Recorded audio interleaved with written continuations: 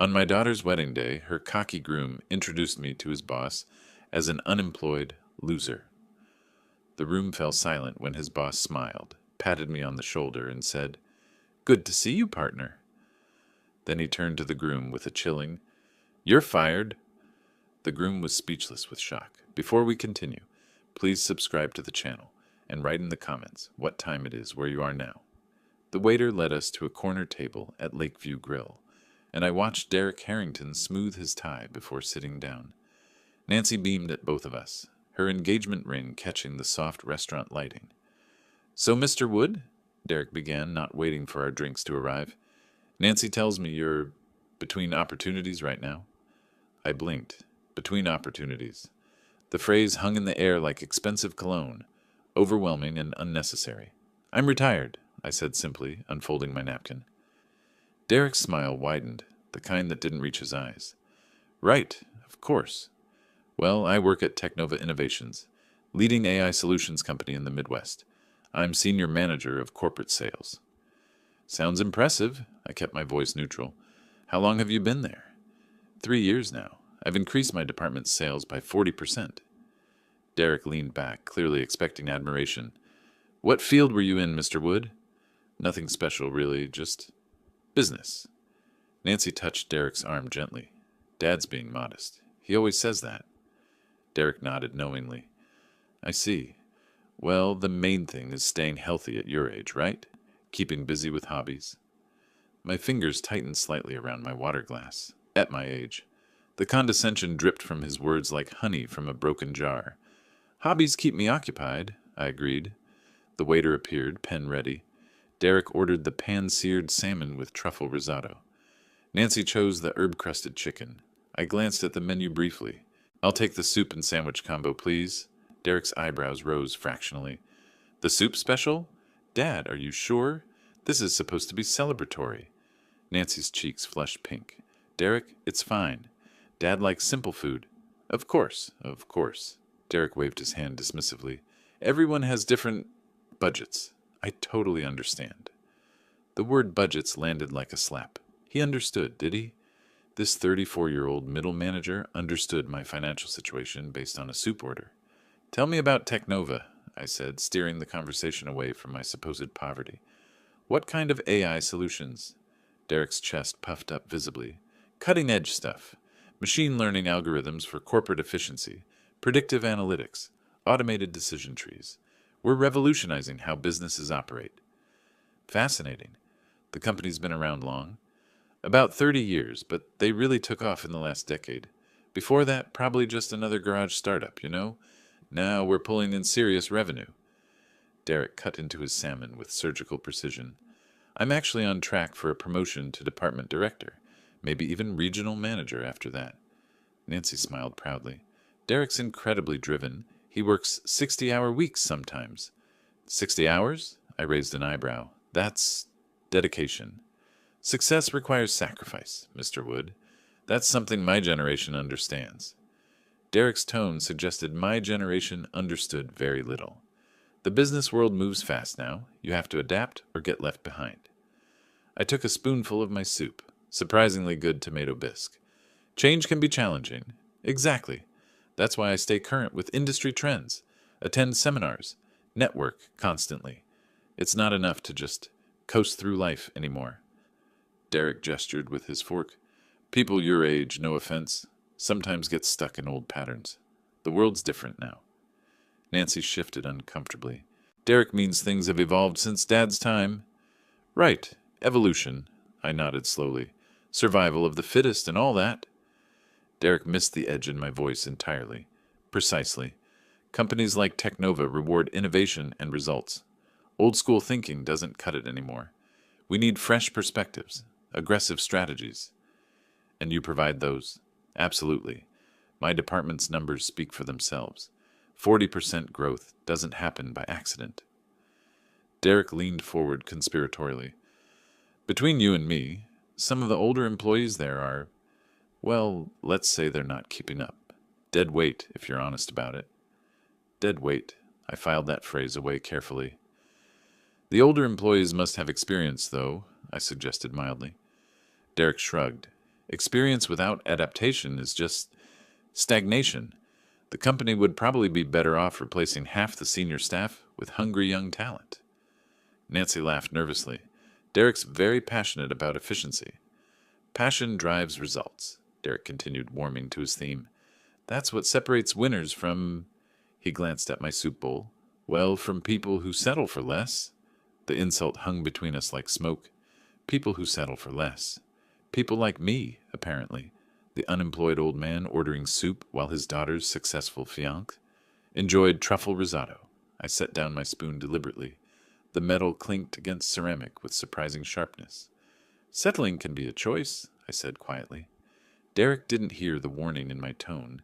He was too busy savoring his victory over the pathetic old man across the table. Derek wiped his mouth with his napkin, clearly energized by what he perceived as my surrender. The salmon on his plate was barely half finished, but he'd already moved into full lecture mode. You know what, mister Wood? I respect that you're trying to stay positive about your situation. His voice carried that particular tone people use when talking to children or the elderly. But have you considered consulting? With your experience, there might be opportunities. Experience is interesting, I replied carefully. Sometimes it teaches you to stay quiet and observe. But you can't just observe forever. Derek's enthusiasm bordered on aggressive. You have to move forward. Take action. I mean, look at me. I plan to become department director within a year, regional manager within 3. You have to set goals, create timelines. Nancy nodded encouragingly. Derek's very goal-oriented. Goals are important, I agreed, though sometimes the most important ones aren't obvious to outsiders. Derek completely missed the implication. Exactly. That's why you need to put yourself out there. Network, meet people, let them know you're available. I could introduce you to some contacts if you want. Maybe entry-level positions. Nothing too demanding. Entry-level positions. For me, the irony was so thick I could have served it for dessert. That's very generous, I said. It's about giving back, you know? Helping those less fortunate. Derek's voice dripped with magnanimity. Successful people have a responsibility to lift others up. Nancy beamed at him. See, Dad? Derek really cares about people. Oh, I can tell. I took a sip of water. Your compassion is quite evident. Derek preened under what he took as praise. It's not about the money for me, Mr. Wood. Don't get me wrong, the 6-figure salary's nice, but it's about making a difference, building something meaningful. 6 figures. He said it like he was announcing the cure for cancer. Building something meaningful, I repeated, like Technova itself was built? Well, sure, but that was different. The founders back then were just lucky, I guess. Right place, right time. The real innovation is happening now, with people like me pushing the envelope. Lucky. 30 years of 18-hour days, missed family dinners, and constant financial stress reduced to luck. The founders were lucky, I said slowly. Had to be. I mean, what did they really know about AI back then? The technology barely existed. They probably just stumbled into success. Derek laughed, the sound grating against my ears. Now we're the ones doing the real work, turning their accidental success into something professional. Nancy sensed the tension building but misread its source. Dad, Derek just wants to help. He knows the job market is tough for people starting over. Starting over. As if my entire career had been erased, leaving me to begin again from scratch like a college graduate. Starting over can be liberating, I said, my voice carefully controlled. It gives you perspective on what really matters. Absolutely, Derek seized on this. That's the attitude you need. Fresh start, new opportunities. You just have to be realistic about your limitations. My limitations. The phrase hung in the air like a challenge. What limitations would those be? I asked quietly. Derek gestured vaguely. Well, age is a factor. Technology moves fast. It's hard for older workers to keep up. Plus, most companies want people who can grow with them long-term. Long-term growth, I mused. Like 30 years? Exactly. See, you're getting it. Derek was pleased with his student's progress. Though obviously, starting at your age, you're looking at maybe 5-10 years a maximum before retirement. Companies invest in futures, not... He caught himself. Not what? Not short-term situations, he finished lamely. Nancy reached across the table toward my hand. Dad, maybe we should talk about something else. But Derek was on a roll now, his voice growing more passionate. The thing is, Mr. Wood, the business world rewards drive and ambition. It's not enough to just show up anymore. You need vision, innovation, the ability to disrupt existing paradigms. Disrupt paradigms, I echoed. Right, like what I'm doing at Technova. The old guard there, they're stuck in outdated methodologies. They think because they've been around since the beginning, they know everything. But markets evolve, customer needs change. Sometimes you have to tear down the old systems to build something better. Tear down the old systems, built by lucky founders who stumbled into success.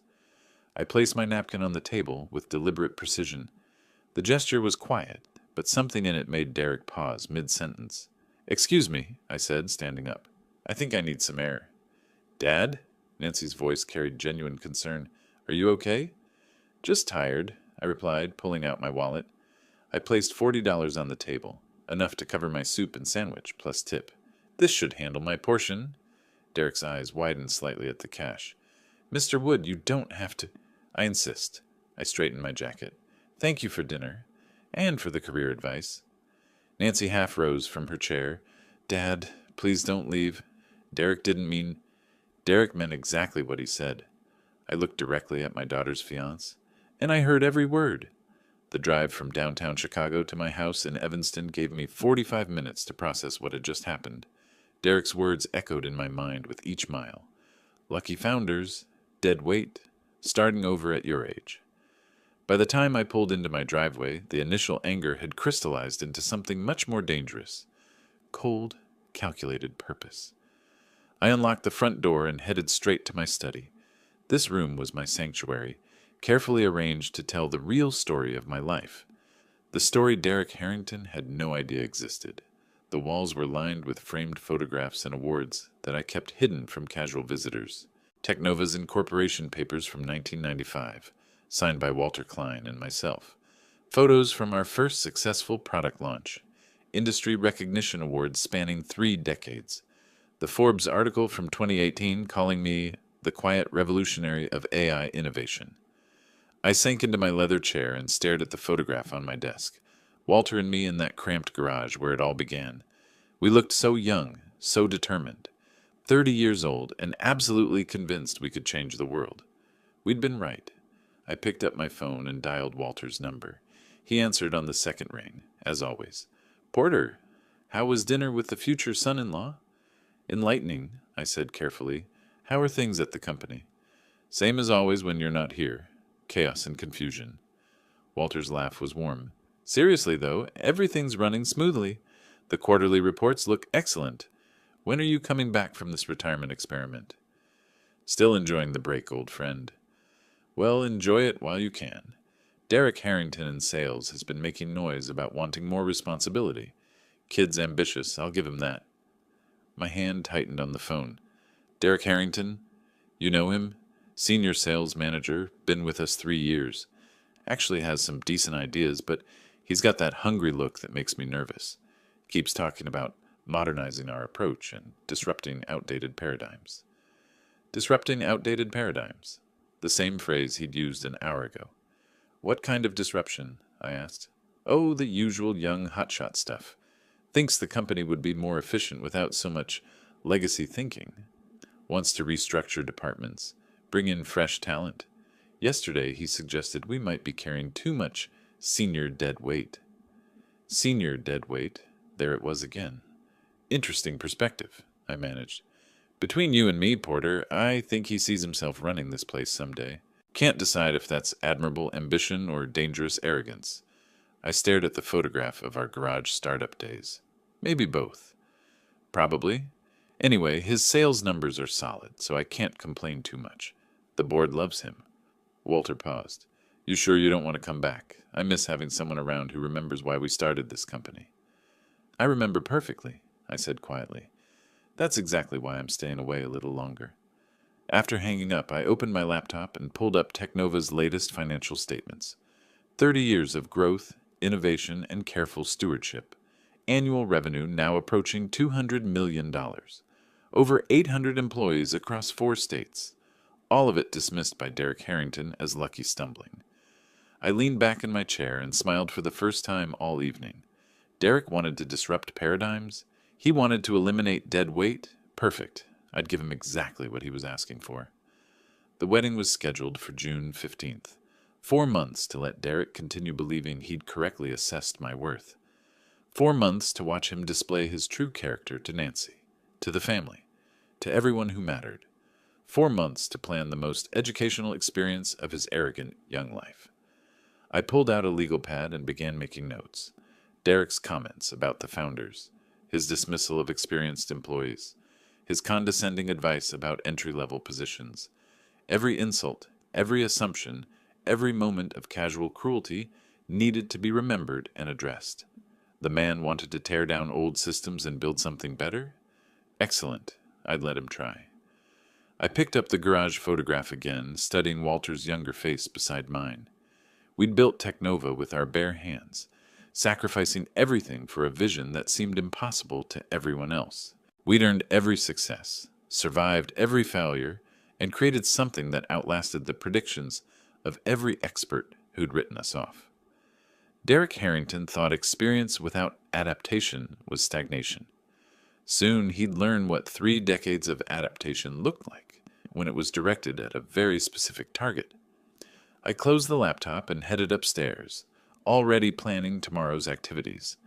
I had a persona to maintain, a deception to perfect, and a lesson to prepare. Derek wanted to see what happened when successful people helped those less fortunate. He was about to find out. 2 weeks had passed since that illuminating dinner. I'd spent the time exactly as Derek would expect, reading newspapers on my front porch, tending my small garden, playing the role of the aimless retiree perfectly. When I heard the car pull into my driveway that Tuesday afternoon, I was ready. Through my living room window, I watched Derek emerge from his BMW, straightening his expensive suit jacket. Nancy bounded up my front steps with obvious excitement, clutching what could only be wedding invitations. "Dad!" She practically burst through my front door. "We have something wonderful to show you." Derek followed more slowly, his eyes already scanning my modest home with that familiar expression of polite disappointment. The furniture was comfortable but not expensive. The decorations tasteful but unremarkable.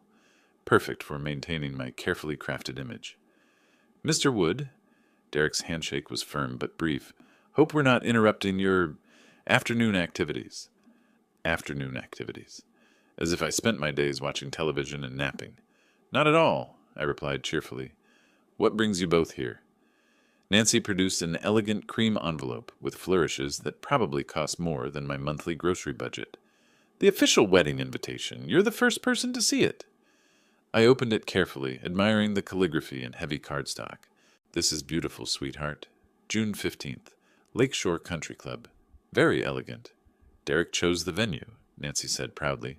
"It's where all the important Technova events are held." Derek puffed up slightly. "Location matters for occasions like this. My boss will be attending, along with several board members. I wanted somewhere that reflects," he gestured vaguely at my living room, "professional standards." "Sounds impressive," I said, setting the invitation on my coffee table. "I should probably start thinking about what to wear." This was Derek's moment, and he seized it with enthusiasm. "Actually, Mr. Wood, that's something I wanted to discuss." His tone shifted to what he probably thought was tactful concern. "My boss will be at the wedding, Walter Klein, very influential person in our industry. Perhaps you should dress, how should I put this, more presentably than usual." Nancy shot him a warning look, but Derek was committed to his mission of improving his future father-in-law's appearance. "I have a perfectly good suit," I said mildly. "I'm sure you do, but—" Derek's eyes swept over my casual slacks and cardigan. "Walter expects a certain level of sophistication from the families of his employees. First impressions matter enormously in business." Walter expects sophistication. If only Derek knew that Walter and I had been splitting pizza and working 20-hour days when sophistication meant remembering to wear matching socks. "Don't worry, son," I replied with what I hoped was reassuring simplicity. "I know how to handle bosses." Derek's expression suggested he doubted this claim entirely. "Walter Klein is a very influential person in our industry, Mr. Wood. He's built Technova from nothing into a major corporation. Men like that notice everything: how you dress, how you speak, how you carry yourself. Built from nothing. Walter would appreciate that description, considering we'd literally started with nothing but determination and credit card debt. Really? I kept my voice carefully neutral. It'll be interesting to meet him. Something in my tone must have struck Derek as insufficiently odd, because he leaned forward earnestly. Mr. Wood, I'm not trying to be difficult, but this wedding represents my professional future, too. Walter's opinion of my family connections could affect my career trajectory. I need everyone to make the right impression. The right impression? Translation. I needed to look successful enough to reflect well on Derek, but not so successful as to overshadow him. What kind of impression are you hoping for? I asked. Respectable, conservative, someone who understands the value of hard work and traditional values. Derek's voice carried the patronizing tone of someone explaining simple concepts to a slow child. Walter appreciates people who've earned their place through dedication and merit. Earned their place through dedication and merit. Like spending 30 years building a company from scratch, perhaps? Nancy sensed the undercurrent of tension. Dad, maybe we should look at your suit together. I could help you pick out a nice tie.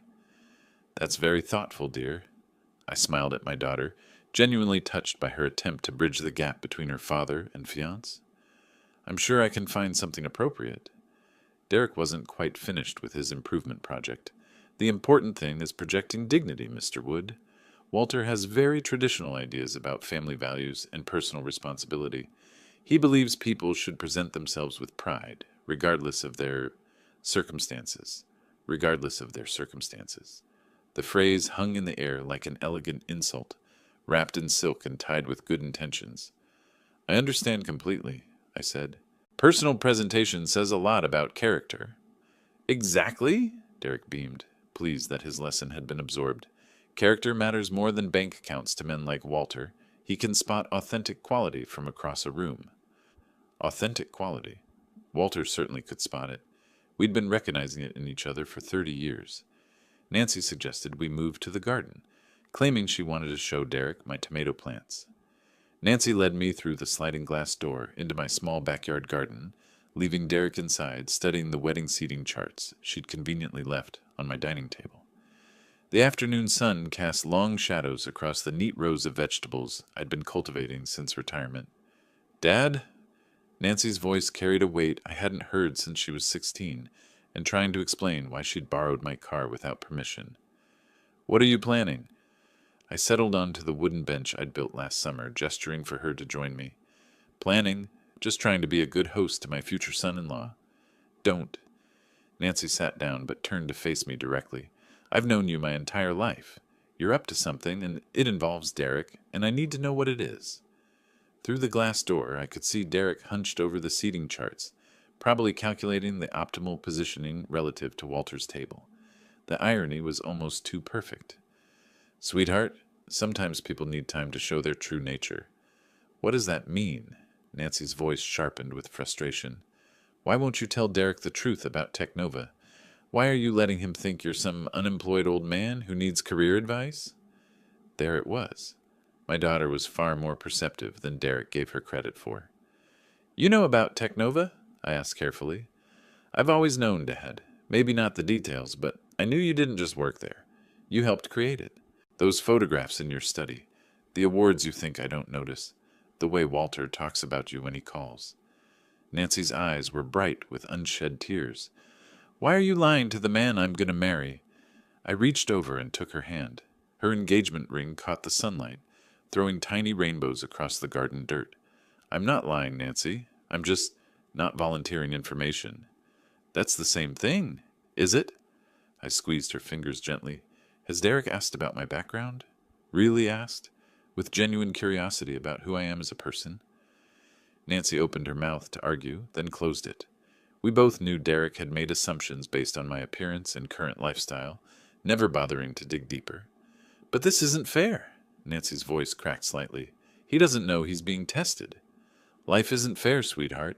People judge each other every day based on surface impressions. The question is, What kind of person does Derek become when he thinks he has the upper hand? Through the glass, Derek was now pacing while talking on his phone, probably updating someone about his boss attending the wedding. His gestures were animated, self-important. You saw how he treated me at dinner, I continued quietly. The condescension, the unsolicited advice, the casual dismissal of anyone he perceives as unsuccessful. Is that the man you want to spend your life with? Nancy was quiet for a long moment, watching Derek through the window. He's not always like that. When we're alone, he's different, kinder. I'm sure he is. But character isn't what we do when it's easy, Nancy. It's what we do when we think nobody important is watching. So you're preparing some kind of lesson for him? Nancy's voice mixed concern with reluctant curiosity. What happens at the wedding when he finds out? I smiled, feeling the familiar satisfaction of a well-laid plan. He gets to learn that assumptions can be dangerous, that treating people with respect isn't about their bank balance or job title, that kindness shouldn't be conditional on social status. And if he doesn't learn, if he gets angry or embarrassed, then you'll know exactly who you're marrying. I turned to look at my daughter directly. Nancy, I'm not trying to sabotage your happiness. I'm trying to protect it. Better to see his true character now than discover it 5 years into marriage. Nancy stared at her hands, turning the engagement ring slowly around her finger. You want me to keep this secret until the wedding? I want you to watch, really watch how Derek treats people he thinks are beneath him. Watch how he talks about Walter, about success, about what makes someone worthy of respect. I paused, and then decide for yourself what kind of life you want. What if I decide Derek is exactly who I thought he was? Then I'll dance at your wedding and welcome him to the family with genuine joy. I meant every word. But Nancy, make sure you're seeing him clearly, not just seeing what you hope is there. Nancy stood up, brushing dirt from her jeans. Through the glass, Derek was ending his phone call, looking around for us with mild impatience. He's going to hate you when he finds out, she said quietly. Probably. The question is, will he hate himself for how he's treated me? Nancy looked at me for a long moment, wrestling with loyalties and uncertainties. Finally, she nodded slowly. Okay, Dad, I'll keep your secret. But promise me you're not doing this just for revenge. I promise you, sweetheart. Everything I'm doing is because I love you. Derek appeared at the sliding door, tapping his watch. Nancy, we should probably head out soon. I have a conference call with the West Coast team in an hour. Coming, Nancy called back, then looked at me one more time. Just be gentle with him, okay? Whatever you're planning. I stood up and kissed her forehead. Gentle lessons are rarely the ones that stick. The months between March and June passed in a carefully orchestrated dance of preparation. While Derek continued his condescending check-ins and Nancy maintained our agreed-upon silence, I methodically arranged every detail of the most educational wedding gift of Derek's young life. 3 days before the wedding, I stood in Armando's custom tailoring on Michigan Avenue, studying myself in the three-way mirror. The charcoal gray suit was impeccably cut, but deliberately understated, expensive enough to command respect, conservative enough to avoid suspicion. The fit is perfect, Mr. Wood, Armando said, adjusting the jacket's shoulders with practiced precision. This suit will emphasize your dignity without screaming about price tags. That's exactly the point, I replied, admiring how the subtle pinstripes caught the light.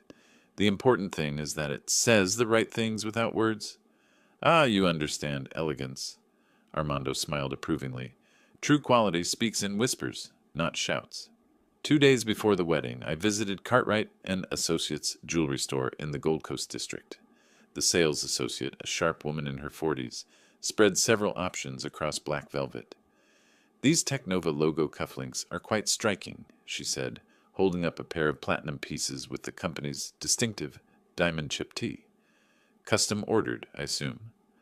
A small commemorative piece, I said, fastening them to my shirt cuffs. They caught the store's lighting beautifully, subtle enough to appear understated, distinctive enough for Walter to recognize immediately. Excellent choice. They suggest success without ostentation. The day before the wedding, I met with Jonathan Pierce, my private banker at First National. His corner office overlooked Lake Michigan, floor-to-ceiling windows framing the endless blue horizon. Such a substantial amount for a wedding gift? Jonathan raised his eyebrows as he reviewed the transfer documents. Are you absolutely certain about this figure, Porter? This is a very special occasion, I replied, signing the authorization with deliberate strokes. My daughter deserves the finest wedding gift possible. $50,000 is certainly generous, even by your standards. Jonathan processed the paperwork efficiently. Cash or certified check? Certified check. I want the amount clearly visible when it's presented. That evening, I walked along the Lake Michigan shoreline, my usual route for serious thinking. The water stretched endlessly eastward, its surface rippling with late afternoon sunlight.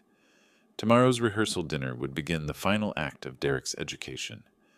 I thought about Walter's likely reaction when he spotted the Technova cufflinks. Walter had suggested those exact cufflinks as company gifts 3 years ago. He'd remember them instantly. The moment of recognition would be worth 30 years of patience. Derek had spent months preparing his boss for the wedding of a hard-working employee to the daughter of an unfortunate old man.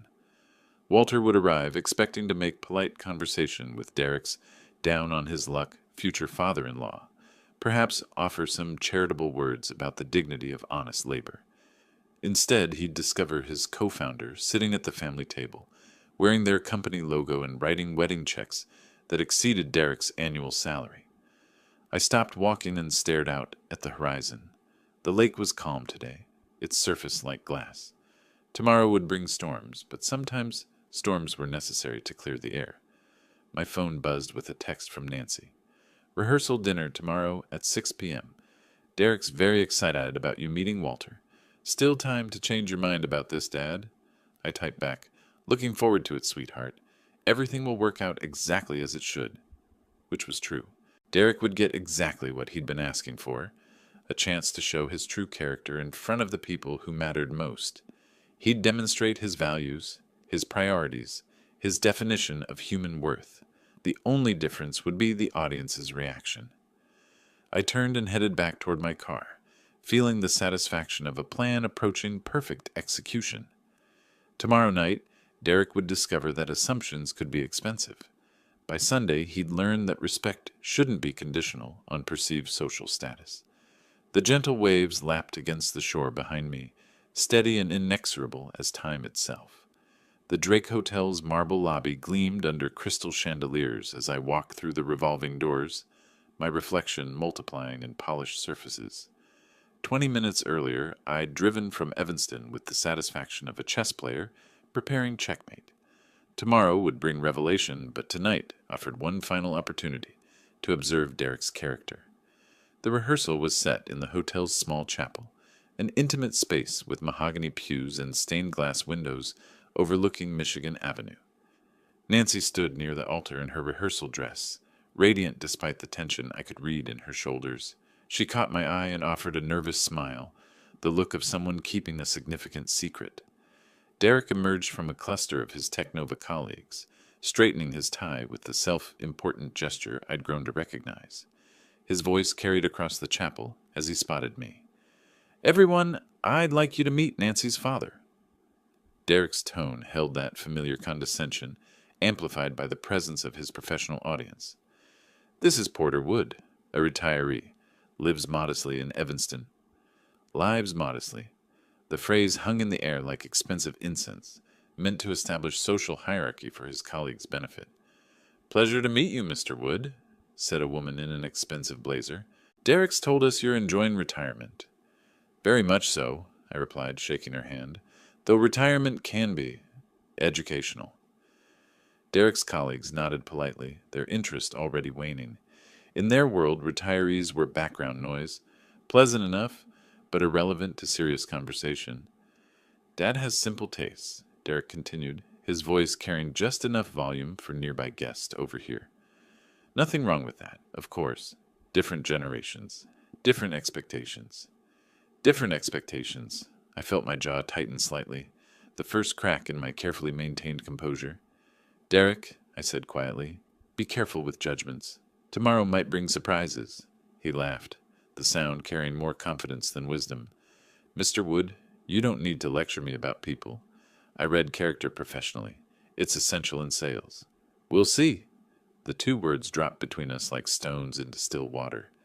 Something in my tone made Derek pause, but his colleagues were watching, and backing down would damage his carefully constructed image.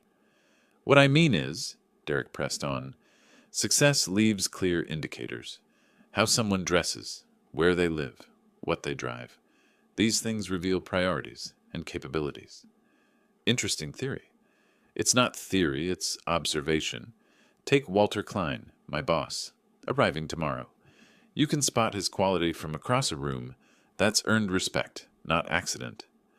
Earned respect. Walter would find that description amusing, considering we'd earned our respect together, sleeping on office floors and living on pizza for 3 years. Nancy moved closer, sensing danger. Maybe we should focus on tomorrow's ceremony?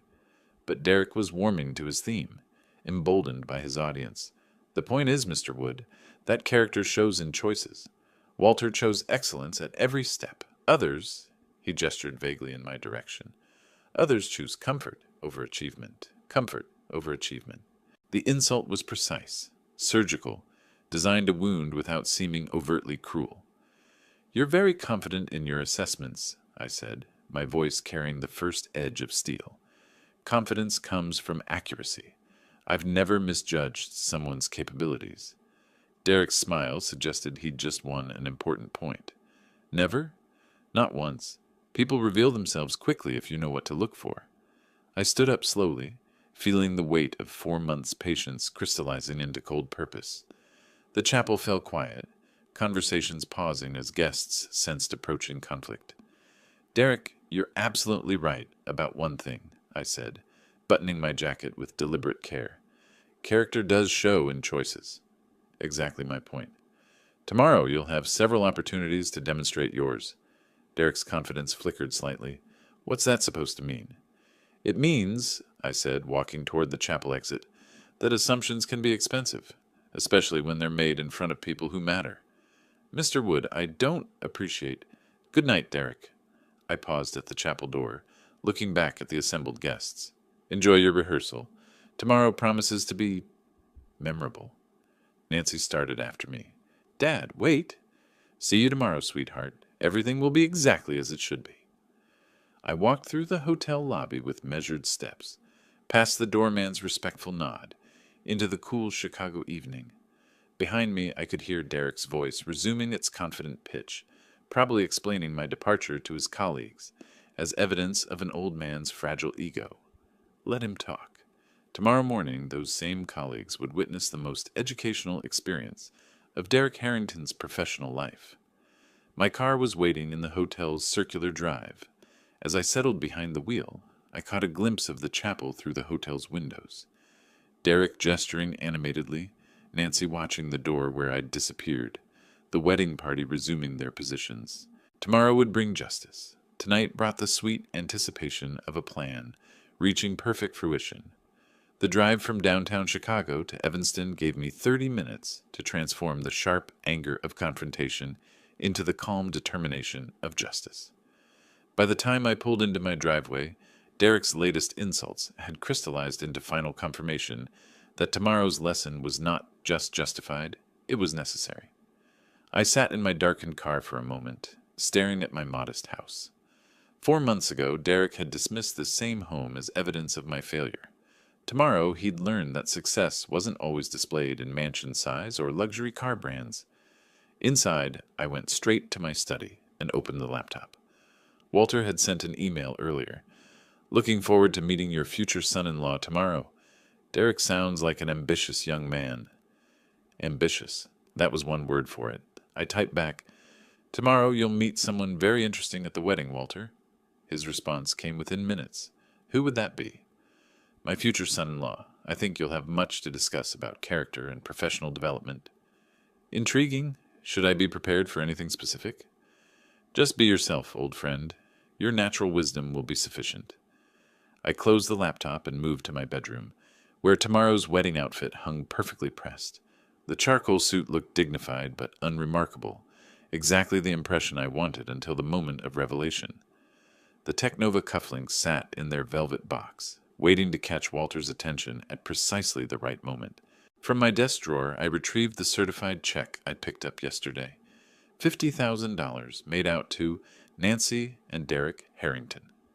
The amount was carefully chosen, generous enough to demonstrate substantial wealth, large enough to shock Derek's presumptions about my modest circumstances. I thought about tonight's rehearsal, Derek's confident declaration that he'd never misjudged someone's capabilities. The arrogance had been breathtaking, even by his standards. But it was perfect. Tomorrow's humiliation would be complete, precisely because his confidence was so absolute. My phone buzzed with a text from Nancy. "Dad, are you okay? Derek feels bad about tonight." I typed back. Derek feels exactly what he should feel.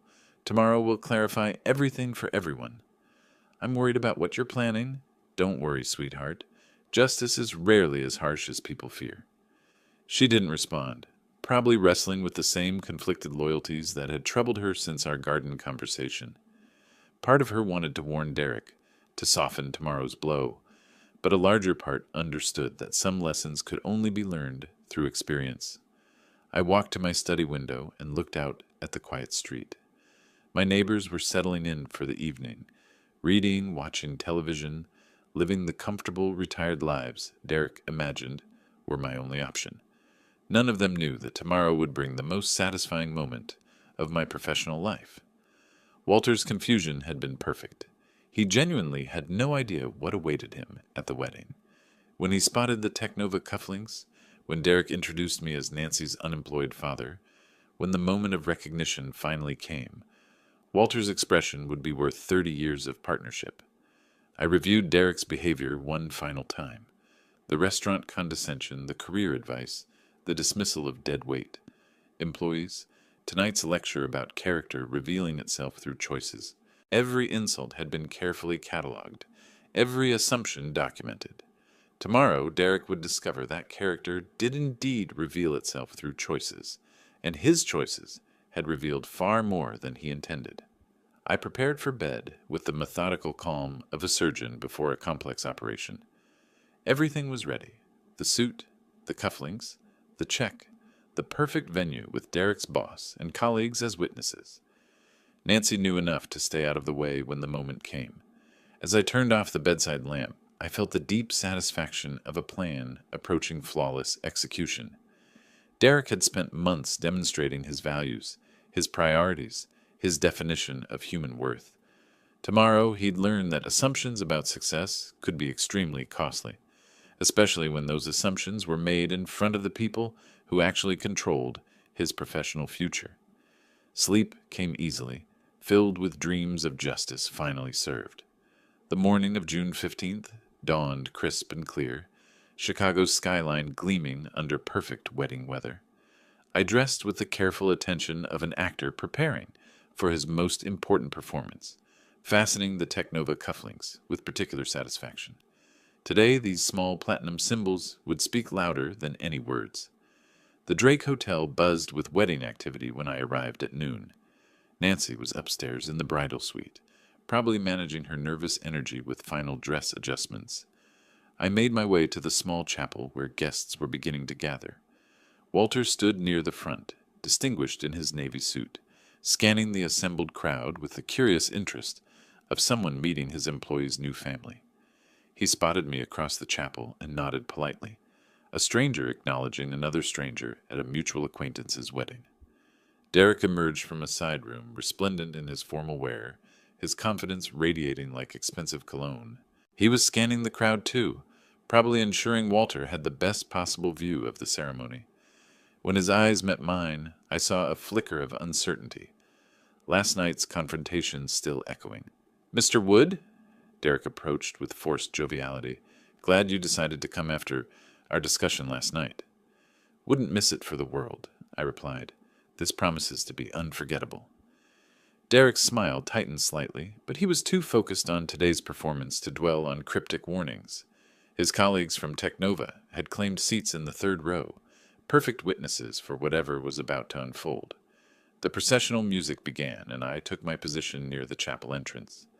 Nancy appeared at the top of the aisle, radiant in her grandmother's restored wedding dress, her face glowing with nervous joy.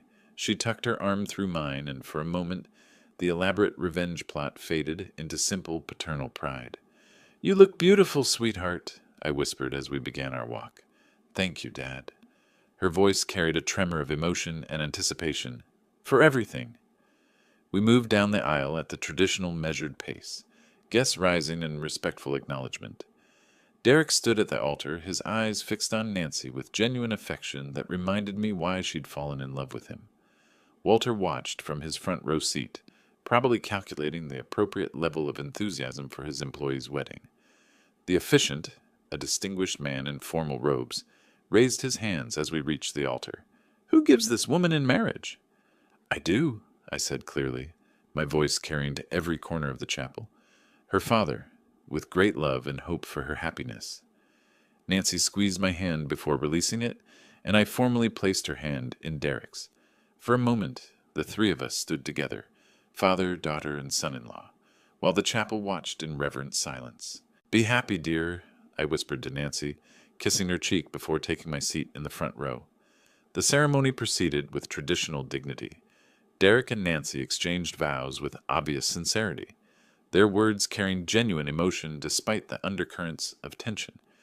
I found myself genuinely moved by their declarations of love and commitment, even as I anticipated the education that would follow. Walter sat 2 seats away, occasionally glancing in my direction with polite curiosity. Soon enough, that curiosity would transform into something far more interesting. The officiant pronounced them husband and wife, and Derek kissed Nancy with the enthusiasm of a man who believed his future was perfectly secure. The chapel erupted in applause, guests rising to celebrate the new couple as wedding bells chimed from the hotel's sound system. As the recessional began, I noticed Derek, scanning the crowd again, his eyes finding Walter with obvious satisfaction. He'd successfully married the woman he loved in front of his professional mentor, having navigated the potential embarrassment of his unemployed father-in-law without incident. The receiving line formed in the chapel's vestibule, guests offering congratulations as Nancy and Derek beamed with newlywed joy. I positioned myself appropriately as father of the bride, accepting well wishes and compliments about the beautiful ceremony. Derek was in his element now, introducing Nancy to his colleagues with obvious pride. "My wife," he kept saying, savoring the new title. His confidence had returned completely, last night's confrontation forgotten in the glow of wedding success. Through the crowd, I saw Walter approaching the receiving line, probably preparing to offer appropriate congratulations to his employee's new family. The moment I'd been orchestrating for 4 months was finally at hand. Derek spotted Walter's approach and straightened unconsciously, the ambitious employee preparing to impress his boss one final time. The hotel's banquet hall sparkled under crystal chandeliers, transformed into an elegant reception space during the 2 hours between ceremony and celebration. Guests mingled with champagne glasses, their conversations mixing with soft jazz from the hotel's string quartet. I positioned myself near the bar, watching Derek work the room with practiced enthusiasm. Walter stood by the floor-to-ceiling windows overlooking Lake Michigan, his distinguished profile outlined against the afternoon sunlight.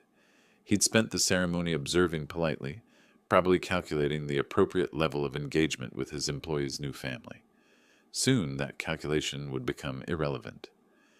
Derek approached Walter with the calculated confidence of an ambitious subordinate, Nancy's hand tucked proudly through his arm. This was his moment, introducing his beautiful new wife to the man who controlled his professional future, while demonstrating his superior social connections. "Mr. Klein," Derek's voice carried perfectly across the reception noise, "I'd like you to meet my wife, Nancy, and her father." I moved closer, timing my approach with the precision of a watchmaker. 4 months of patience were about to pay dividends that would compound for years. Walter turned with polite interest, extending his hand to Nancy. "Congratulations, my dear. Derek speaks of you constantly." "Thank you, Mr. Klein. Derek admires you tremendously." Derek beamed at this exchange, his chest visibly swelling with pride. Then he gestured toward me with casual condescension. "And this is my father-in-law, Porter Wood." Derek's tone shifted subtly, carrying just enough dismissal to establish hierarchy. He's an unemployed retiree. Lives modestly in Evanston. The words hung in the air like expensive perfume, obvious to everyone within hearing distance. Several of Derek's colleagues had drifted closer, probably expecting another demonstration of their rising star's social superiority.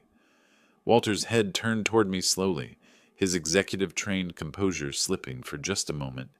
His eyes found my face, then dropped immediately to my cufflinks. The Technova logo caught the chandelier, light perfectly, platinum and diamonds spelling out 30 years of partnership. Porter, Walter's voice carried genuine shock. Porter Wood? Derek blinked, clearly not expecting this level of recognition. You know him? Know him? Walter's voice rose slightly, drawing attention from nearby conversations. Porter, what in blazes are you doing here? Attending my daughter's wedding, I replied calmly, extending my hand. Good to see you, Walter. You look well. Derek's face cycled through confusion, suspicion, and growing alarm.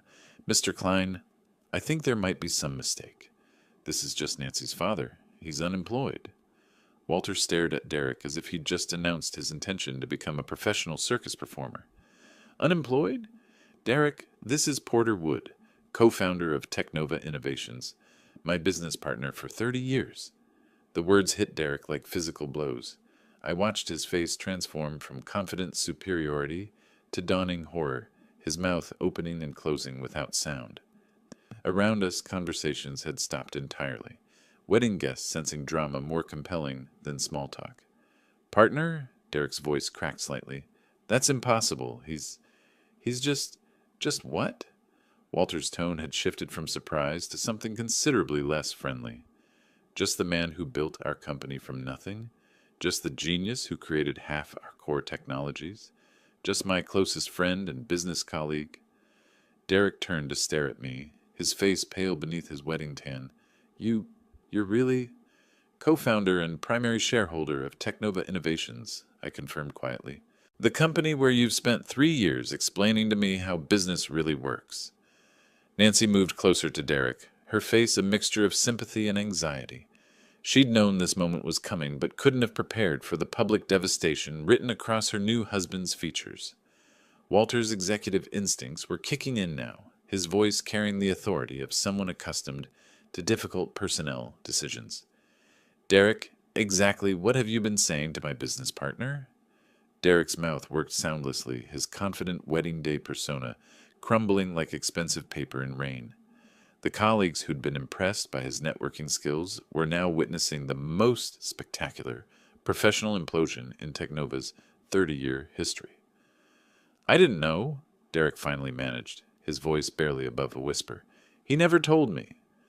Walter's expression suggested this explanation was entirely insufficient. Derek's face had gone from wedding day glow to surgical sweet pallor in less than 30 seconds. Around us, the reception had transformed from elegant celebration to riveting spectacle, guests forming a loose circle around our group like spectators at an unexpected street performance. Mr. Klein, please, I didn't know. Derek's voice carried the desperation of a man watching his career evaporate in real time. He never told me he worked at Technova? Worked at? Walter's eyebrows rose with dangerous calm. Derek, Porter doesn't work at Technova. Porter is Technova. Half the patents on our core technologies bear his signature. The information hit Derek like successive physical blows. I could almost see him calculating the full scope of his mistake. Every condescending comment, every piece of unsolicited advice, every moment of casual dismissal playing back in devastating clarity. I can explain everything! Derek's voice cracked as he turned between Walter and me with frantic energy. There's been a misunderstanding! The only misunderstanding, Walter's voice had acquired the steel that made him formidable in boardroom negotiations, is how my senior sales manager could treat my business partner like a charity case for 4 months without anyone telling me. Nancy moved protectively toward Derek, her wedding dress rustling against the growing tension. Mr. Klein, Derek honestly didn't know. Dad never mentioned the company connection.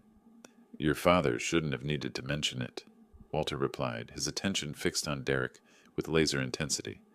Basic human respect isn't conditional on someone's job title or bank balance.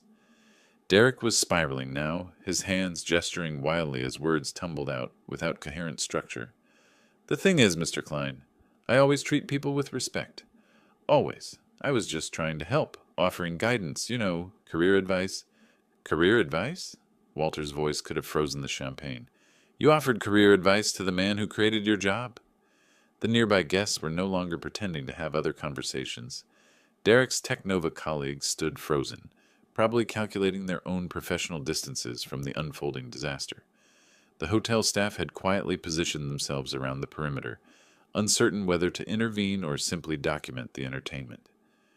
Derek, Walter continued with the methodical precision of an experienced executioner, explain to me how someone demonstrates respect by calling their business partner unemployed, dead weight.